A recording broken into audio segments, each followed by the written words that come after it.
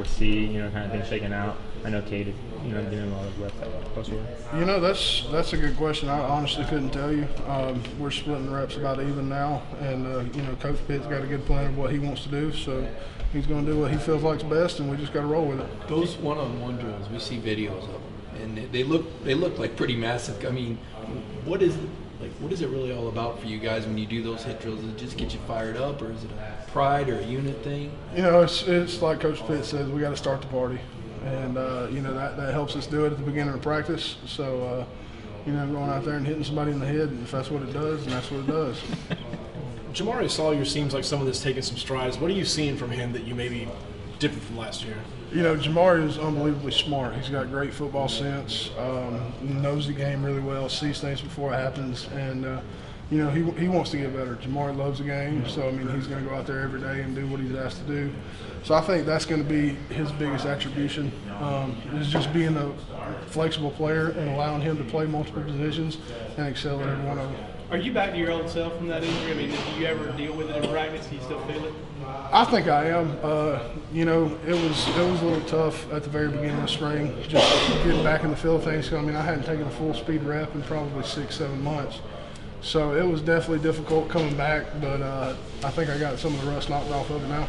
Why was it you were able to return on special teams? I guess punch shield.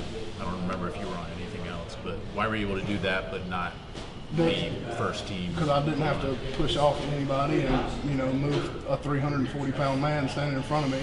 On that, I just had to sit there and take a blow. So they felt like I could take up space and keep the punter safe. So that's what we did. Were you afraid at all of anything that might happen on punch shield or anything? No, you can't really think about stuff like that whenever you're in there. And you honestly don't think about stuff like that whenever it's actually in the moment. But just looking back at it, I don't think there was ever a time where I was just like, oh, I'm kind of scared to go in here because something might happen. But I don't think that was the case. I think you were also getting you were a second team a lot. So why?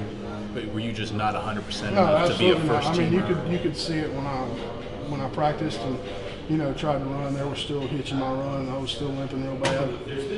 So it would have been absolutely pointless for them to put me in the game because I would have been more detrimental to the team than helpful. So I had no problem with sitting out and allowing myself to get back to full health.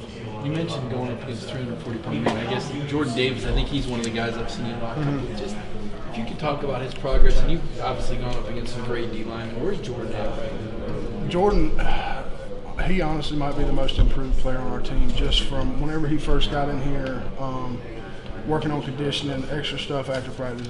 There was, right before spring, he was coming in every single morning working out 3 times a day in order to lose weight and get up to condition, that he needed to be at to be successful for us.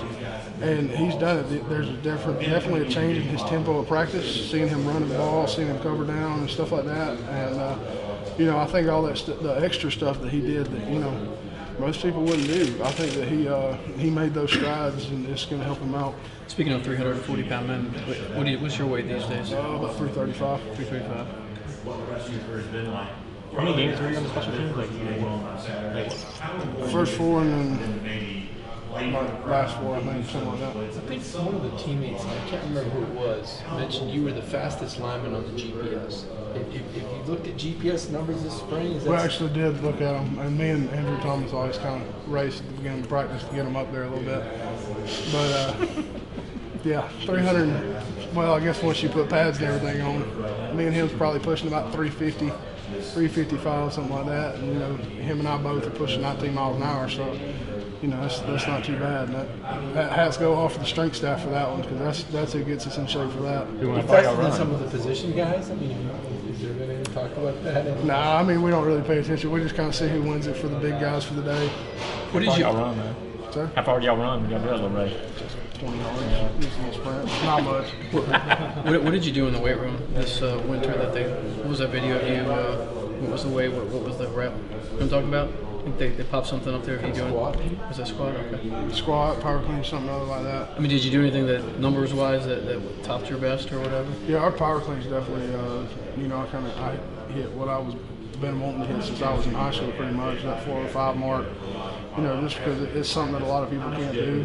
And, I was definitely a little worried about it.